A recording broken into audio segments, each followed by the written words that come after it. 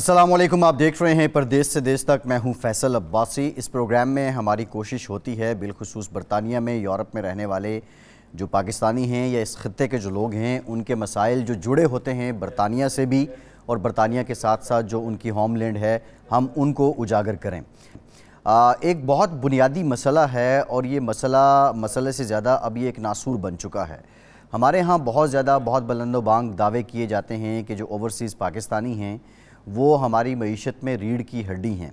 हम डिपेंडेंट होते हैं ओवरसीज़ पाकिस्तानियों पे, बिलखुसूस रेमिटेंसेस की बात करें, हम अपने फॉरेन एक्सचेंज रिज़र्व की बात करें तो ओवरसीज़ पाकिस्तानी और जब से हम ये देख रहे हैं कि 2018 से लेके अब जब पाकिस्तान फैटफ की ग्रे लिस्ट से भी निकला है, पाकिस्तान ने जो इक़दामात किए हैं बाज़ाब्ता वेल्थ रेगुलेशन के, उसके बाद से तो जो रेमिटेंसेस हैं उनमें खातिर खा इजाफ़ा भी हुआ है। और इससे पहले भी ओवरसीज़ पाकिस्तानी जब मुल्क में अपना सरमाया भेजते थे या अपने पैसे भेजते थे तो उसका फ़ायदा पाकिस्तान की मईशत को डायरेक्टली होता था, और अब भी ये सिलसिला जारी है। और अब भी ओवरसीज़ पाकिस्तानी पाकिस्तान में अपना सरमाया भी भेजते हैं और अपने जो दीगर अखराजात की मद में या अपने एक्सपेंसेस की मद में जो पैसे हैं वो भी भेजते हैं, और वो एक कंट्रीब्यूशन है उनकी बहुत बड़ी, जिसका डायरेक्ट फ़ायदा हमारे फॉरेन एक्सचेंज रिज़र्व बढ़ने की सूरत में होता है। लेकिन ओवरसीज़ पाकिस्तानियों के जो मसाइल हैं, अगर हम इन्वेस्टमेंट की बात करें तो जो सबसे सॉफ्ट या इजी वे है इन्वेस्टमेंट का वो है रियल इस्टेट इन्वेस्टमेंट।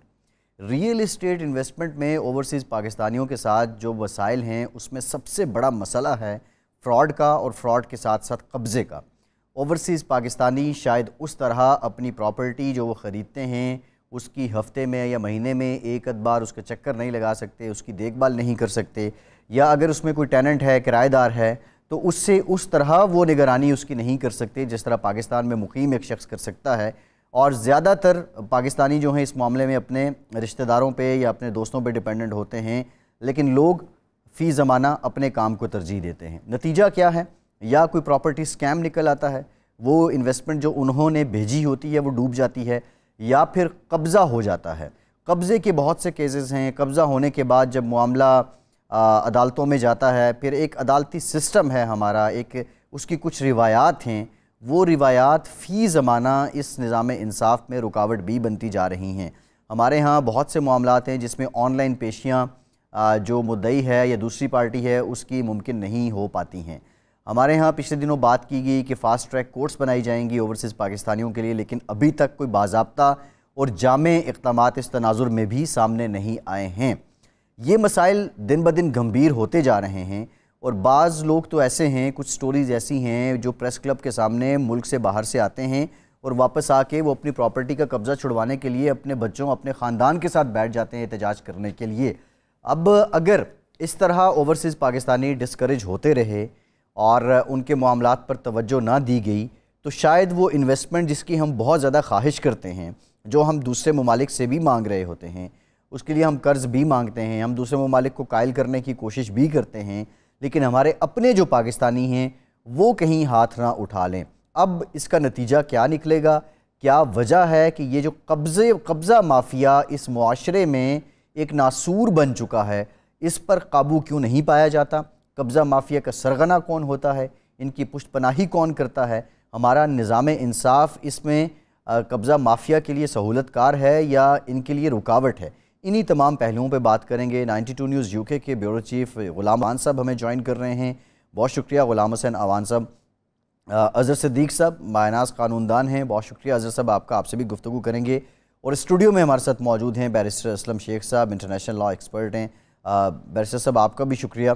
ग़ुलाम हुसैन अवान साहब बताइएगा, कुछ अवामिल ऐसे हैं मैंने इब्तदाइये में जिनकी निशानदेही की है, लेकिन इससे हट के बुनियादी मसाइल क्या हैं कि ये कब्ज़ा और फिर ये कब्ज़ा माफिया ओवरसीज़ पाकिस्तानियों के लिए एक फ़ियर भी बन चुका है, इन्वेस्टमेंट करने में रुकावट भी बन चुका है? जी बिल्कुल ठीक है आपने।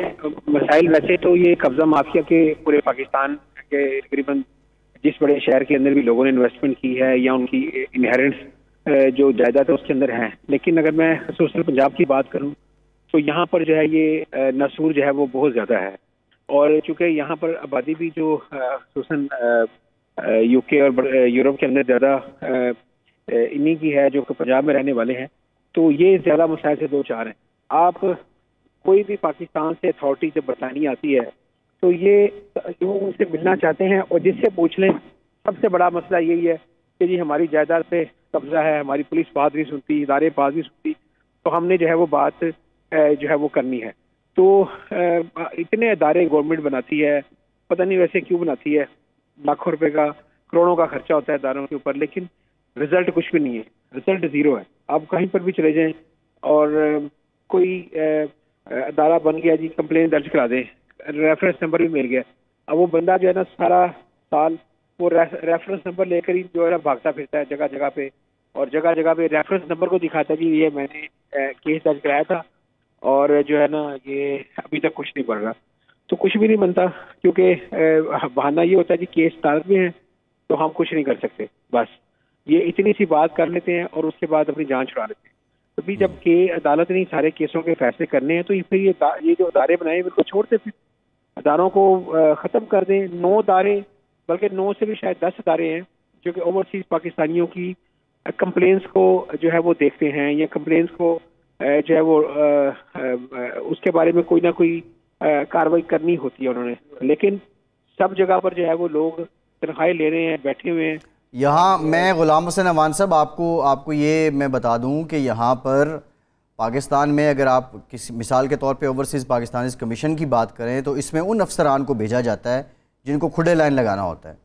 तो फिर ये इस तरह के मसाइल तो हैं। अब इसके लिए जो मुख्तलिफ़ एसोसिएशंस हैं या जो ओवरसीज़ पाकिस्तानीज की बॉडीज़ हैं जो मुख्तलिफ़ वक्त में मुख्तलिफ़ गवर्नमेंट्स को सपोर्ट करती हैं, मुख्तलिफ़ सियासी जमातों के लिए वो फंड रेजिंग करती हैं, उनकी आलाकार बनती हैं, तो क्या वो अपना किरदार नहीं अदा करती?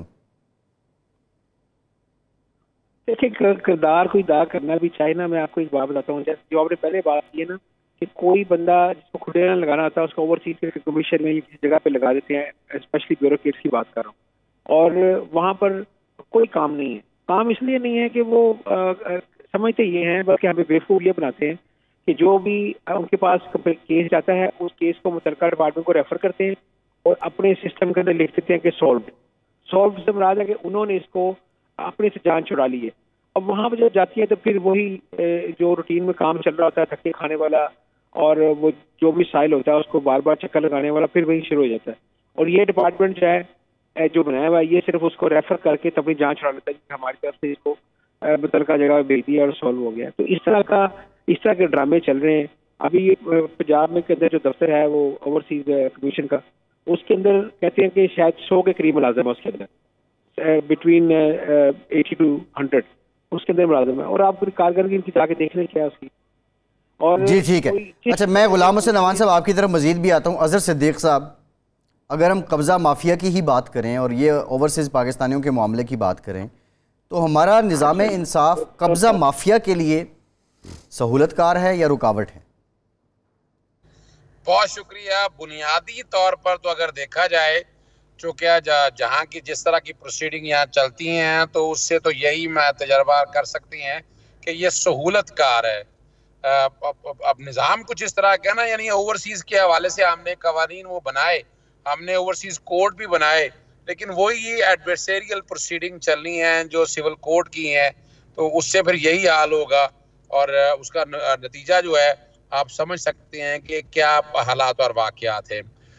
यानी इन चीज़ों को ख़ास तौर पर कैटर करने के लिए अगर आप जब तक कानून में कोई इस तरह की सख्तियाँ पैदा नहीं करेंगे तो आपको नताइज बेहतर नहीं बन सकते हैं। 3 वजूहात हैं यहाँ जो होता क्या है। पहली तो बात है कि पाकिस्तान के अंदर अभी तक डिजिटलाइज जो है ना वो रिकॉर्ड नहीं हो सका। कोशिश करके रेवेन्यू रिकॉर्ड का भी हमने हाई कोर्ट में मामला लेकर गए हैं तो 93% हुआ है डिजिटलाइज। ये सिर्फ बात हो रही है फर्दे वगैरह के हवाले से जो जहां रिकॉर्ड ऑफ राइट मेंटेन होते हैं। अब कई हाउसिंग सोसाइटी हैं वो यानी DHA का देखा जाए तो बहुत सेफ रिकॉर्ड है। LDA में भी कई फ्रॉड हमने देखे हैं और कई हाउसिंग सोसाइटी प्राइवेट्स हैं उनमें भी बहुत से मामला हैं। तो वो जब तक वो डिजिटलाइज जो अपना लंदन की बेस के अगर देखा जाए, इंग्लैंड में अगर देखा जाए जिस तरह का रिकॉर्ड डिजिटलाइज है, जिस दिन ये हो गया तो फिर आप कह सकते हैं कि काफी हद तक मामला हल हो जाएंगे। तीसरा जो मामला जब आता है कि जो भी ट्रांजैक्शन होती है वो ट्रांजैक्शन हम कहीं रजिस्टर्ड नहीं करवाते, यानी अगर कोई बयाना किया है तो बयाने को बाकायदा रजिस्टर्ड होना चाहिए और वो रजिस्टर्ड हर जगह, फिर मुख्तलिफ डिपार्टमेंट को उसको वेरिफिकेशन करनी चाहिए कि जो बंदा जायदाद बेच के गया क्या वाकई असल मालिक है या नहीं है मालिक। तो अमूमन जो पार्टियां आपस में करती हैं घर में ही रख लेती हैं, जब पता चलता है फिर वो कोर्टों में जाकर धक्के खाती हैं, फिर समझ आती है कि नहीं भी यार ये तो बंदा ऐसे ही था, जाली रजिस्ट्री बनाई, जगह का कब्जा सही तरह हमने प्रोसेस नहीं किया। अच्छा साहब, अच्छा एक ब्रेक लेते हैं। ब्रेक के बाद गुफ्तगू का सही से जोड़ेंगे। ये बड़ी इंपॉर्टेंट बात इन्होंने की है। अक्सर तो केसेस ऐसे होते हैं कि वो तया चचा के बेटे हैं, वो एक प्रॉपर्टी बेच देता है, वो पैसे वसूल कर देता है, दूसरा जाके केस कर देता है कि भाई ये पहला राइट मेरा था या ये अभी प्रॉपर्टी पूरी तरह इसके नाम नहीं थी। तो ये बहुत पूरी एक बाज तो गैंग हैं जो पूरी एक स्टोरी बोर्ड बनाते हैं और उसके बाद लोगों को लूटते हैं। ब्रेक के बाद बात करते हैं।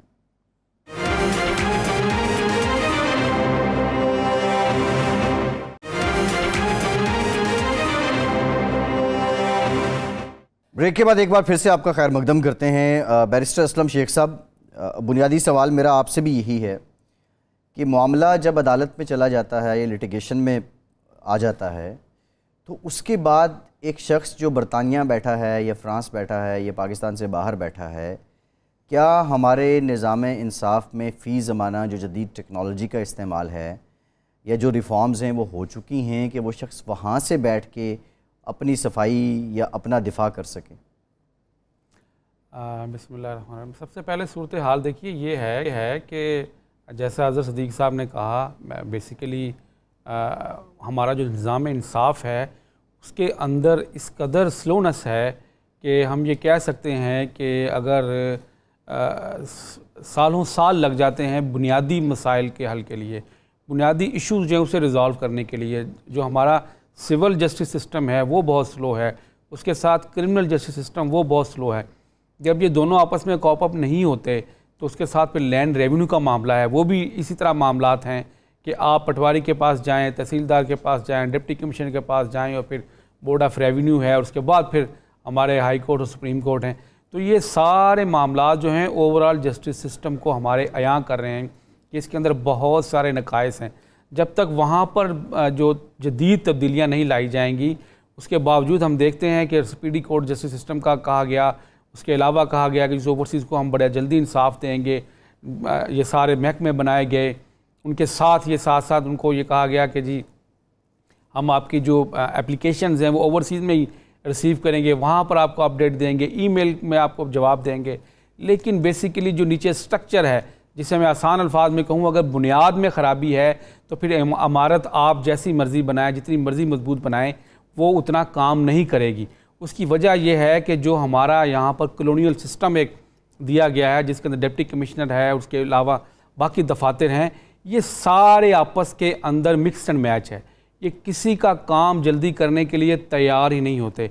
हर बंदा, हर डिपार्टमेंट एक फ़िरौन की पोजीशन में बैठा हुआ है। अगर उसके पास कोई मामला चला जाता है, आप यकीन करेंगे ओवरसीज़ जब रब्ता करते हैं या वो ख़ुद किसी डिपार्टमेंट में जाते हैं तो सबसे पहले एक बड़ा ही निचली दर्जे का सवाल होता है, जी आप कुछ लाए हैं वहाँ से हमारे लिए, आप कौन से मुल्क में होते हैं, और मुस्कुराहट चेहरे पे उनके जो अयां होती है। ये सारी चीज़ें वो चीज़ें निशानदेही करती हैं कि हमारे यहाँ कल्चर क्या डेवलप हो रहा है। यानी हमारे दफातर में या ब्यूरोक्रेसी बैरिस्टर साहब वो समझती है कि भाई आ गया बकरा आ गया। तो यही वजह है कि जब तक बेसिक जस्टिस सिस्टम हमारा सपोर्ट नहीं करेगा, निज़ाम इंसाफ को जो पिलर्स चाहिए वो अपनी जगह पर मौजूद नहीं होंगे, तब तक ये मामलात नहीं चलेंगे। प्रोसीजरल लॉ जो है वो इतना कॉम्प्लिकेटेड है हमारे लोकल जो पाकिस्तानी हैं उनके लिए, तो कैसे हम तवक्को करेंगे कि ओवरसीज़ को कोई प्रायोरिटी दी जाएगी। इसके ऊपर अज़हर सदीक़ साहब जानते हैं, मंसूर अली शाह साहब ने लैंडमार्क जजमेंट्स दी हुई हैं ओवरसीज़ राइट्स के ऊपर, जवाद हसन साहब ने लैंडमार्क जजमेंट्स दी हुई हैं, लेकिन ये सारे मामलात जो हैं ये रास्ते में ही रुकावट बने हुए हैं।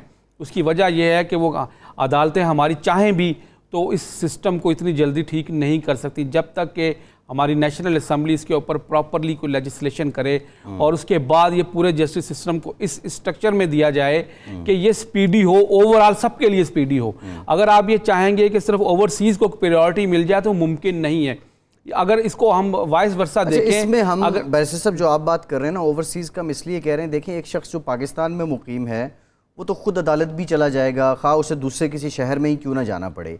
लेकिन बाहर से एक शख्स जिसका मामला अदालत में है, अगर हमारा निज़ाम इंसाफ उसको कहे जी 15 दिन बाद फिर पेशी आपने यहाँ पे पेश होना है, तो ये एक बहुत बड़ी रुकावट है। हमारे यहाँ सुप्रीम कोर्ट में देखिए कि वीडियो लिंक के ज़रिए अब वहाँ पे लोगों को लिया जाता है, उसकी समाअत होती है, उसके केसेस सुने जाते हैं और बड़े अरसे से सुने जा रहे हैं। लेकिन जो निचली कोर्ट्स हैं उस पर ये, और बिलखुसूस अगर हम टारगेटेड लोगों की बात करें, ओवरसीज़ की बात कर लें, उनके लिए ये सहूलियात का फुकदान क्यों है? देखिए, ये किसी हद तक सहूलियात मैसर हैं, लोअर कोर्ट्स में मैसर हैं, लेकिन प्रॉब्लम यही है कि जब पूरा प्रोसीजरल सिस्टम उसके साथ कनेक्टेड नहीं है। अब क्या बनेगा अगर एक जज साहब ने ये ऑर्डर कर दिया कि आप इस प्रॉपर्टी को खाली करके ओवरसीज़ पाकिस्तानी के हवाले करें, क्या पुलिस इसके लिए तैयार है? फौरी तौर पर नहीं तैयार है।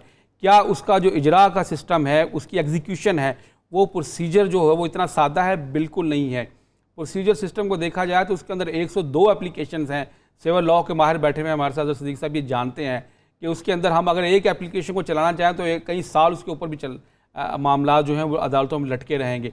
इसी तरह हमारा क्रिमिनल जस्टिस सिस्टम है, वहाँ पर अगर एक मुकदमा इस नौयत का आ जाता है कि किसी प्रॉपर्टी के ऊपर ओवरसीज़ की कब्ज़ा हो गया है, तो वो एक डॉक्यूमेंट जो है उसको सही या गलत साबित करने के लिए हमें साल हा साल जो है दफातर और उसके बाद फिर अदालतों के चक्कर लगाना पड़ेंगे। मेरी यहाँ पर सिर्फ अर्ज़ ये है कि गवर्नमेंट को, हमारी पार्लियामेंट को बैठकर ये सोचना पड़ेगा कि कम से कम ये जस्टिस सिस्टम जब तक सही है, ठीक है, ये मेयार पर नहीं लाएंगे तब तक ये मामला बिल्कुल ठीक है। मैं ये तो हम एक टेक्निकल बहस में हैं। मैं चाहूँगा गुलाम हुसैन साहब, आप ज़रा ये बता दीजिए कि कॉमन क्यूरीज, कंप्लेंट्स या प्रॉब्लम्स बाहर बैठे पाकिस्तानियों की क्या हैं, बिलखुसूस प्रॉपर्टी रिलेटेड और कब्ज़ा रिलेटेड? देखिए, ज़्यादातर जो मामला है ना वो प्रॉपर्टी रिलेटेड है, क्योंकि किसी बंदे ने भी दावा करके पाकिस्तान के अंदर कि जी मैं फलां के बंदे के वालिद से या फलां के दादा से मैं जगह मैंने खरीद ली, तो दुनिया से चला भी गया है जिसका वो नाम ले रहा है, तो वो जो डॉक्यूमेंट हैं जो भी उसने बनाए हुए फेक हैं या किस तरह के, वो अदालतों में पेश करके स्टे पे स्टे लेता जा रहा है। यहाँ से लोग जो हैं वो जाते हैं कि जी जगह हमारी है, वहाँ पे सिस्टम उनको ना सपोर्ट करता है, ना उनको कोई वहाँ पर जिस अदालत में चले जाए, चूँकि स्टे लिया होता है, कोई उनकी बात नहीं सुनता। वो बेचारे रोते मुख्तलिफ अदारों में दरखास्तें दे के इधर उधर घूम घुमा के वापस आ जाते हैं। तो जो चूँकि बेनिफिशरी होता है उसको कोई प्रॉब्लम नहीं हो रहा, उधर चाहे 10 की बजाय 50 साल भी केस चल जाए, उसको कोई प्रॉब्लम नहीं है। तो ये सिस्टम जो हमारा है वो क्रिमिनल को सपोर्ट कर रहा है, वो उस बंदे को सपोर्ट कर रहा है जिसने नाजायज कब्जा किया हुआ, दावा कर दिया बस उसने कि मैंने आपके दादा से या वालिद से खरीद ली, चाहे नहीं खरीदी आप साबित करें। अब चूंकि जगह उसके पास है, बेनिफिशरी वो है, तो जिस तरह असम शेख साहब ने कहा कि वो फिर उनको डिले करने के उनके वकीलों को सारे टैक्टिक्स आते हैं, और अगर कोई ज्यादा केस आ गया है तो उसको डरा देते हैं, जो मुद्दई है यहाँ से उसको डरा देते हैं, तो इस तरह ये चक्कर उनका चलता रहता है। तो वो इस सिस्टम से गुज़िश्ता कई, मैं कहूँ दहाइयों से क्या कई साल से फायदा उठा रहे हैं, और इसी तरह के ही ज्यादा यहाँ पर केसेस है। वो बैसी में जाकर रोते हैं, कोई पॉलिटिशियन पाकिस्तान से यहाँ आ जाए उसके दर पे जाते हैं। जब नवाज शरीफ साहब वज़ीर आज़म थे, यहाँ पे लोगों के घरों के बाहर आकर होते थे कि हमारे वहाँ पे कब्जा हो गया। कोई एक अद्धा केस जिस पे ज्यादा नजर पड़ गई वो कोई इस तरीके से हल भी हो जाता है, लेकिन चूंकि हजारों की तादाद के अंदर केसेस हैं, किस किस को आप इस तरह करेंगे? इस सिस्टम जो है ना वो चेंज करना पड़ेगा। मैं ज़रा अजहर साहब पहले भी आप बात कर रहे थे, ये सिर्फ अदालतों का मामला नहीं है, इसके साथ कनेक्टेड आपने लैंड डिपार्टमेंट का नाम भी लिया। एक तो हमारे व्यूअर्स को ये बता दीजिए कि कितने महकमे जो हैं या कितने इदारे इसके साथ कनेक्टेड होते हैं, ये प्रॉपर्टी की ख़रीदो फरोख्त के साथ, कहाँ से लोगों को काउंटर चेक करना चाहिए, प्रॉपर्टी ख़रीदते वक्त किन बातों का ख्याल रखना चाहिए, एक तो ये बता दीजिए। और इसी के साथ जिन लोगों के केसेस लगे हैं उनको क्या करना चाहिए? बहुत शुक्रिया, बड़ा ज़बरदस्त आप प्रोग्राम कर रहे हैं। ये एक आम आदमी खासतौर पर ओवरसीज पाकिस्तानियों के लिए बहुत ज़रूरी है। देखें जी, जैसे ही आप पहले तो बात, जब आपको प्रॉपर्टी परचेज करने जाएं, आप अपना वकील अच्छा ढूंढे, वकील अच्छे से एडवाइस ले कि वो जाके टाइटल डॉक्यूमेंट वो जाके चेक करें। यानी टाइटल डॉक्यूमेंट जो आप जिस आप परचेज कर रहे हैं ना, क्या वो डॉक्यूमेंट जेन्युइन भी है? मिसाल अजहर साहब, अच्छा वकील कहाँ से ढूंढें? अच्छा चले मैं इसको यूं कर देता हूँ कि जनाब आपने जो भी कागजात लिए हैं, वो जो टाइटल डॉक्यूमेंट है, मिसाल के तौर पर जो रजिस्ट्री ली है, उस रजिस्ट्री को टेस्ट करवाएं, सर्टिफाइड कॉपी निकलवाएं। ये थोड़ा सा दिक्कत का काम जरूर है, लेकिन आपका फायदा बड़ा है। वो सर्टिफाइड कॉपी निकल आए, अगर वो इंतकाल है, मिसाल के तौर पर जमाबंदी वगैरह हुई है, खसरा नंबर्स के हवाले से प्रॉपर्टीज हैं, या वो एग्रीकल्चर लैंड है, तो उसका बाकायदा जमाबंदी से आप अब तो लेटेस्ट काफी 93% कंप्यूटराइज हो चुका है, फर्द निकलवाएं।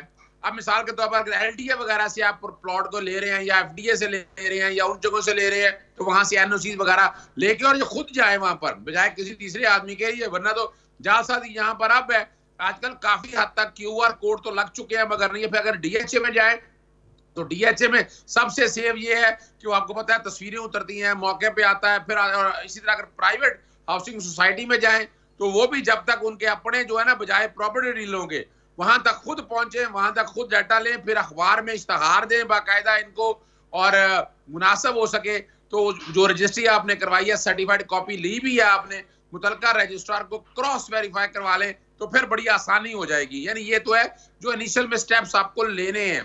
और जो भी आप एग्रीमेंट करें, मिसाल के तौर पर इकरारनामा भी करें, तो इकरारनामे में भी कोशिश करें उसको बाकायदा रजिस्टर करवा लें, तो ज्यादा बेहतर होगा, ज्यादा मुनासिब होगा। और जितनी ट्रांजैक्शन आप करें ये कैश में नहीं करनी है आपने, ये जो मुतलका पार्टी हो उसके साथ अकाउंट में करें। जो कि यहाँ दो तरह से मामला करते हैं, कुछ लोग जो है वो ओरिजिनल प्राइस नहीं बताते, जो कि ओवरसीज पाकिस्तानियों का पैसा सारा वाइट होता है, तो उनमें मसला कोई नहीं है। तो वो जो भी ट्रांजैक्शन कर रहे हो वो बाकायदा उस अकाउंट के जरिए शो करें, तो उन्हें बड़ी आसानी हो जाएगी। फिर आप अगली बात आ जाए, जब आप मिसाल के तौर पर आपके साथ फ्रॉड हो गया है, तो फ्रॉड में आप देखें दो चीजें देख ली हैं। एक देख ली है कि जालसाजी की है, तो जालसाजी के लिए फौजदारी प्रोसीडिंग आपको लेनी है। और अगर मिसाल के तौर पर क्या होता है, यानी कि कई जगह ऐसा होता है कि वो हमसाए या भाई यानी 5-6 भाइयों की प्रॉपर्टी या एक बेच देगा, हालांकि जितने लोग मालिक हैं वो सब के या तो मुख्तार आम लेकर आएंगे ये बाकी भाइयों की तरफ से, और मुख्तार आम को भी वेरीफाई, यानी पावर ऑफ अटर्नी आप कह रहे हैं? Yes of course, power of attorney भी, और ये स्पेशल पावर ऑफ अटॉर्नी की तरफ नहीं जाना आपने, general of power of attorney, और वो बाकायदा रजिस्टर्ड हुआ हो, और वो चेक करना है कि वो कहीं इब्तिदाल तो नहीं हो गया, कैंसिल तो नहीं हो गया। अमूमन करते हैं पावर ऑफ अटॉर्नी रखने के बाद कैंसिल कर देते हैं, और आप उस बेस पे खरीद लेते हैं, जो कि आप बायर होते हैं, आपके साथ फ्रॉड हो जाता है, आप फिर धक्के खाते फिरते हैं। आपने वो सारा जो प्रोसेस है ना, फिर ये जब सारा आप कर लें, टेस्ट कर लें इन चीजों को कि ओरिजिनल भी आ जाए, अखबार में भी इश्तिहार दे दें, तो और साथ साथ उसके कब्जे की वेरिफिकेशन भी आपको कैसे करनी है कि अगर पटवार खाना है तो पटवार खाने को देना है कि इसकी निशानदेही कराएं, और वो निशानदेही जाके एरिया की हो जाए, ठीक है। नहीं, अगर आप मिसाल के तौर पर किसी हाउसिंग सोसाइटी का है उसकी भी निशानदेही वेरीफाई कराएं। और ये जितनी ट्रांजैक्शन कर रहे हो इसको आप बाकायदा डिजिटाइज करें, आप वीडियो बनाएं उसकी। आजकल तो आपको सारे के पास मोबाइल मौजूद है, उसको रिकॉर्ड सारा वो सेव करें और प्रोक्योर करें। ऐसा नहीं है अजहर साहब वीडियो एविडेंस, अजहर साहब पाकिस्तान की अदालतों में वीडियो एविडेंस की एक्सेप्टेंस कुछ रिफॉर्म्स की थी पीटीआई गवर्नमेंट ने। वीडियो एविडेंस पेश करने और उसको साबित करने के लिए तरीकाकार क्या है? देखिए, जब आपने ये वीडियो एविडेंस बना दी होगी, ओरिजिनल सोर्स आपका अपना मोबाइल है, जब आप ओरिजिनल आपके पास मौजूद है फिर कोई दिक्कत नहीं है। कल अगर मिसाल के तौर पर आप जब ये फ्रॉड या ये हो जाता है या ऐसी कोई सिविल कोड के तौर पर बात आ जाए, तो आप उसकी फोरेंसिक करा सकते हैं कि ये वीडियो बाकायदा आपके अपने मोबाइल से रिकॉर्ड हुई है, आपके अपने नहीं। अब वो फोरेंसिक के लिए हमें जो यहाँ पंजाब फोरेंसिक एजेंसी है या कहीं बाहर भेजना पड़ेगा? नहीं, पंजाब फोरेंसिक एजेंसी बाकायदा कर रही है इस तरह की, आप जिस तरह भी करें ना आप। और कई दफा देखिए, कई दफा ऐसा होता है कि यहाँ लोग क्या करते हैं, लोग एक रजिस्ट्री की जाली रजिस्ट्री बिल्कुल हूबहू असली बना लेते हैं। बाद में पता लगता है वो बंदा मर गया हुआ है, वो तो उसी बंदे का नाम का आईडी कार्ड भी यहाँ पर आ जाता है। लेकिन अब चूंकि डिजिटाइज हो चुका हुआ है, नादरा के आईडी कार्ड जब आए आपके पास, तो आपके अगर बैंक के ऑफिसर्स वगैरह, आपके बैंक के जो दोस्त है ना, आप उनको कहें तो वो आपको आईडी कार्ड को वेरासिस सिस्टम जो है ना उससे वेरीफाई भी कर देते हैं कि ये जाली है या नकली है। तो ये कोई थोड़ा सा ये, लेकिन ये मैं बताऊं आपको, यहाँ ये काम करना चाहिए ओवरसीज पाकिस्तान, जो ओवरसीज हमारे कमीशन बने हुए हैं, इनको ओवरसीज पाकिस्तान की जायदाद अपना खरीद और फरोख्त के लिए इन्हें सेंटर खुद बनाने चाहिए। जी बिल्कुल ठीक है, ये बिल्कुल ठीक है। अजहर साहब एक ब्रेक लेते हैं, ब्रेक के बाद आएंगे। हम चाहेंगे कि बिलखुसूस बहुत सी हाउसिंग सोसाइटीज़ हैं जो बहुत शानदार किस्म की एडवर्टीज़मेंट करती हैं, मार्केटिंग करती हैं, फिर वहाँ उनके वफूद जाते हैं यूरोप में या किसी गल्फ़ में या दीगर ममालिक में, लोगों को कायल किया जाता है, लोग पैसा लगाते हैं और बाद में 6 महीने साल के बाद ये समझ आती है कि ये पैसा डूब चुका है। ऐसे में क्या करना चाहिए? ब्रेक के बाद बात करते हैं।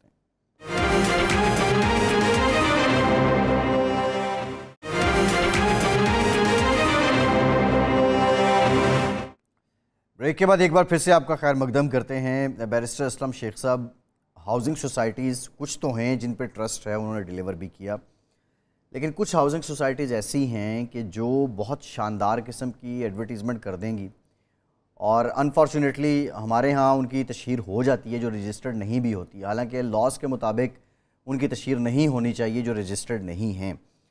और फिर इसी तरह आप डिजिटल मीडिया है, सोशल मीडिया है, बहुत लुक्रेटिव किस्म की उनकी ब्रांडिंग होती है और लोग उससे माइल हो जाते हैं और वो अपना पैसा लगा देते हैं और 6 महीने साल के बाद वो परेशान हो रहे होते हैं। एक शख्स जो किसी हाउसिंग सोसाइटी में प्रॉपर्टी ख़रीदना चाह रहा है, उसको किन बातों का ख्याल रखना चाहिए? नंबर 2, अगर कोई ऐसा शख्स किसी हाउसिंग सोसाइटी में उसका प्लॉट है, उसको उसकी पोजीशन नहीं मिल रही या उस पर कब्ज़ा हो चुका है, तो उसको क्या करना चाहिए?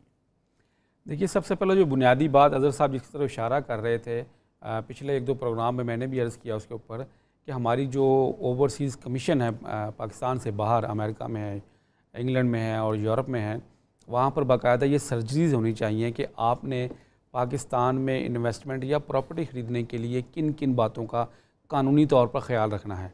और उसका अगला स्टेप है कि फिर आप लाजमी तौर पर, अगर इंग्लैंड में हम प्रॉपर्टी ख़रीदते हैं तो हम नहीं ख़रीद सकते जब तक कि हमने किसी अपने वकील को साथ हायर नहीं किया, उसे अपॉइंट नहीं किया। तो बिल्कुल उसी तरह आप यकीन जानें कि अगर ये प्रैक्टिस यहाँ पर दोहराई जाए तो मैं यकीन और वसूख से कह सकता हूँ कि कम अज़ कम हम कह सकते हैं कि ओवर 90% फ्रॉड और ये मामला जो वो कम हो जाएंगे। उसकी वजह यह है कि वकील की एक ज़िम्मेदारी है, उसने ये ज़िम्मेदारी पूरी करनी है और ये सारे मामलात को, डॉक्यूमेंट्स को ऑन ग्राउंड सब चेक करना है।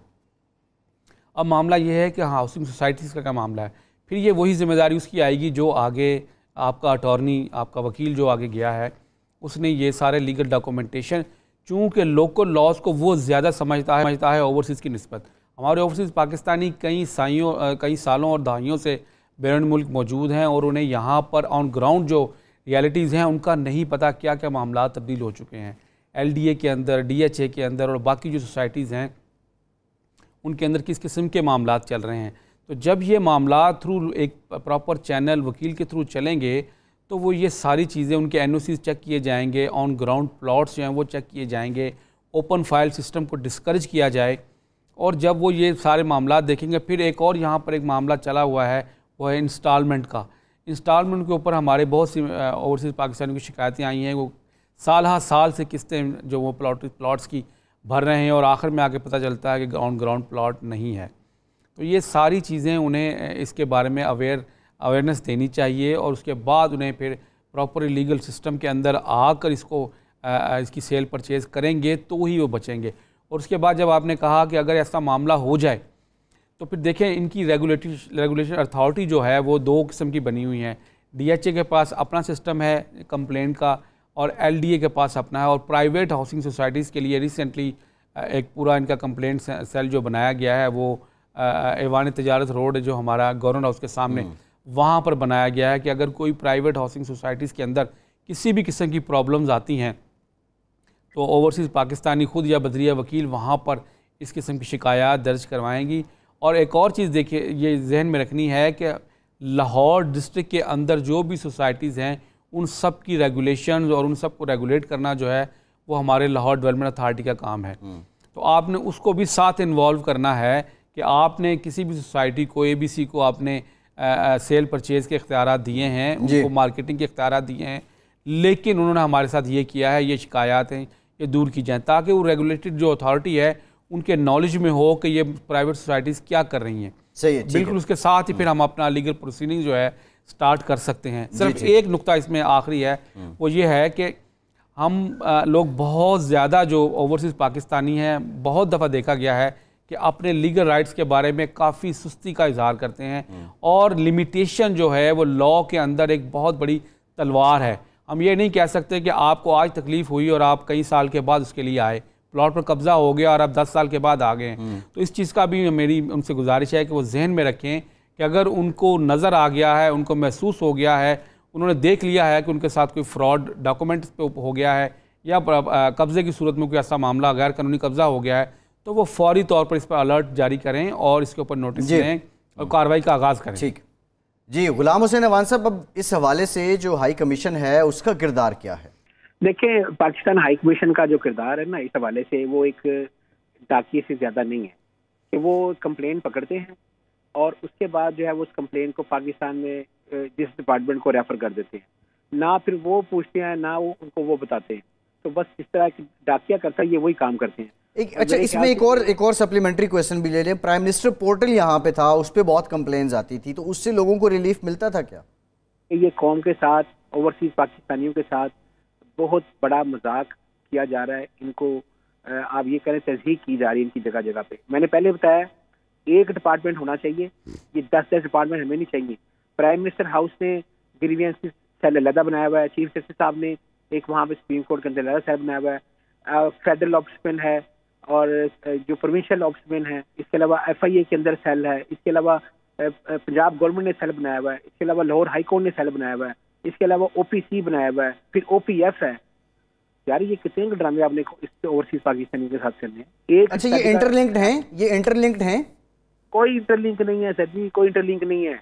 जिसका दिल जहाँ करता है वो वहाँ पे दरखास्त फेंक देता है और फिर वो यहाँ के जो हमारे लीडरान आते हैं उनके दरवाजों पे जाकर होते हैं ओवरसीज पाकिस्तानी के। मैं यहाँ पर एक थोड़ा सा पॉइंट क्लियर करना चाहूँगा कि ये जो पोर्टल बने हुए हैं इसका फ़ायदा होने की बजाय कानूनी तौर पर, अब मैं बिल्कुल कानून की नज़र से उसको देख रहा हूँ कि बड़ा नुकसान होता है। उसकी वजह यह है कि जो हमारे ओवरसीज़ पाकिस्तानी हैं वो बिल्कुल आम आदमी हैं, उन्हें कानूनी मशगाफियों का नहीं मालूम होता। यह है कि वो रात में बैठे हुए, फारिग टाइम पर बैठे हुए एक जनरल सी स्टेटमेंट जो है बगैर सोचे समझे कि उनको कानूनी मामला को किस तरह देखना है, किस तरह लिखना है और क्या क्या चीज़ें और क्या क्या एविडेंस उसके सामने लेकर आनी है, वो एक जनरल से एप्लीकेशन दे देते हैं जो कि बाद में उनके जो प्रॉपर केस के अंदर जो है वो काफ़ी रुकावटें पैदा करती है। और उसके ऊपर फिर जो डिपार्टमेंट्स के अंदर उसका जो हशर किया जाता है वो लेटर ऑन हमने बहुत दफ़ा देखा है कि वो बजाय फ़ायदा देने के नुकसान देता है। तो जैसे पहले हम अर्ज़ कर रहे थे कि बेहतर ये है कि वो फौरी तौर पर किसी अपने वकील से रब्ता करें और एडवाइस लें, एक दफ़ा ना लें 10 दफ़ा एडवाइस लें, ताकि उन्हें पता हो कि उनके जो राइट्स हैं वो कहाँ से और कैसे उन्हें मिलेंगे। जी गुलाम हसन अमान साहब, मैं ये बता रहा था, ये इसी बात को कंटिन्यू कर रहा हूँ कि जो जितने भी केसेस यहाँ से आप फॉरवर्ड करते हैं, जितने भी वहाँ से केसेस जाते हैं, हो सकता है किसी का काम हुआ हो, लेकिन हमें तो कभी कोई बंदा ऐसा नहीं मिला जिसने मुझे बताया कि फलां डिपार्टमेंट जो गवर्नमेंट ने बनाया था, फलां महकमे में मैंने दरख्वास्त दी है और मेरा काम हो गया। और स्टैटिस्टिक्स के जरिए हमें बेवकूफ़ बनाया जाता है। जो भी यहाँ पर आता है ना अपना चूरन बेचने, वो आके ये कहता है जी मैंने 7,000 मेरे पास कंप्लेनें आई थी, मैंने उसके अंदर से 4,570 हल कर दिए जी। 10,000 मेरे पास आई थी, मैंने 8,000 इतनी हल कर दिए। और वो क्या होता है, वो जो मैंने आपको पहले बात बताई है जी, कंप्लेन आई, रेफर कर दिया जी, FIA का मामला है, रेफर कर दिया है, हाँ जी क्या हो गया जी, बस जी हल हो गया, टिक कर दे। और मसला वहीं का वहीं बल्कि ज्यादा पेचीदा हो जाता है। जैसा शेख साहब ने कहा तो मसला ज्यादा पेचीदा हो जाता है कि जनाब आप अगर आप प्रॉपर चैनल के ऊपर नहीं जा रहे, आप प्रॉपर जिस बंदे, और अक्सर ये भी हुआ है कि जिस बंदे के खिलाफ दरखास्त है माशाल्लाह उसी को रेफर हो गई है कि जनाब इसके ऊपर कार्रवाई करें जी। और क्यों, उसकी वजह यह है कि पीछे परसू करने वाला कोई नहीं है। और पाकिस्तान लंदन बैठा हुआ है या यूरोप बैठा हुआ है या कहीं और बैठा हुआ है, और कानून या जो वहाँ ये बड़ा इंपॉर्टेंट नुकता है गुलाम हसन अमान साहब। प्रोग्राम के आगाज़ में ही मैंने इसको निशान की थी कि एक शख्स जो यहाँ बैठा है वो तो हमारे अदालती निज़ाम के साथ चल जाता है, लेकिन बाहर बैठा शख्स हमारे इदारों या हमारा जो लैंड डिपार्टमेंट है इनके साथ चलना उसके लिए जुए शीर लाने के मुतरादिफ है। एक ब्रेक के बाद बात करेंगे अब सजेशंस क्या हैं, किन बातों का ख्याल रखना चाहिए, ये हम ब्रेक के बाद जानते हैं।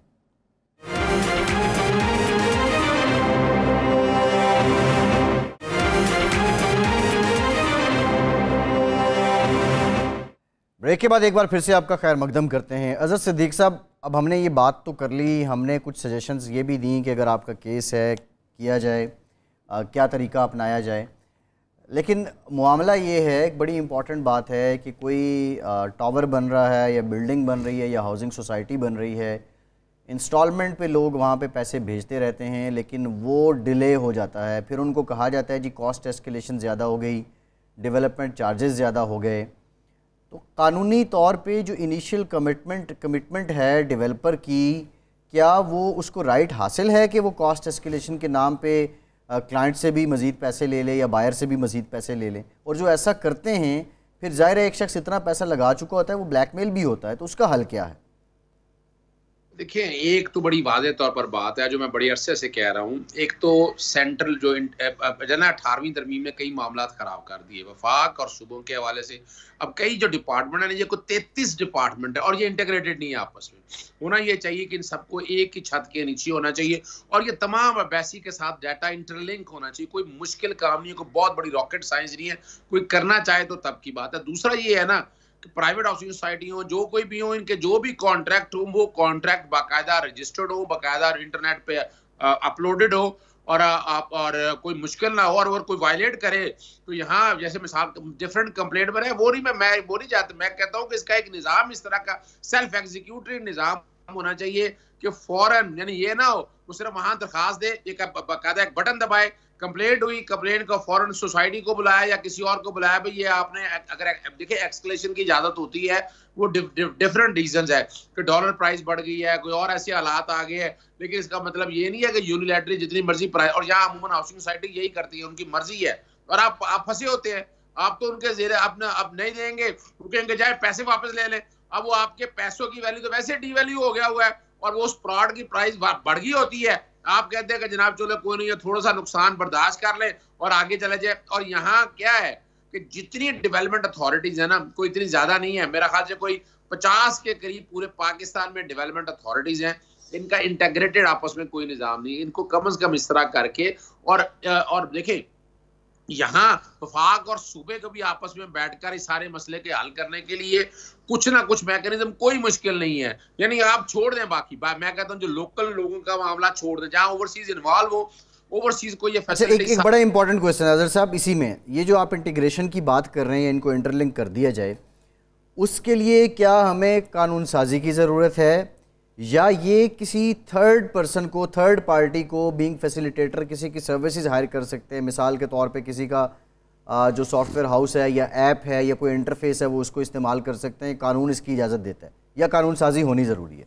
देखिए, यहाँ 3 हिस्से हैं इसके। पहला तो है कानून ये बनना है, वफाक और सूबों को एक पेज के ऊपर आना है, कोई मुश्किल काम नहीं। आर्टिकल 142, 143, 144 इजाजत देते हैं। आपने ड्रग रेगुलेटरी अथॉरिटी ड्रैप आपने देखा कि सूबों के पास नहीं, तो सूबों के पास था तो वफाक में प्रॉब्लम आ रही। तो एक तरह का यूनिलैटरल सिस्टम बनाने के लिए आप सबसे पहला जो काम है ना कि एक कानून साजी है।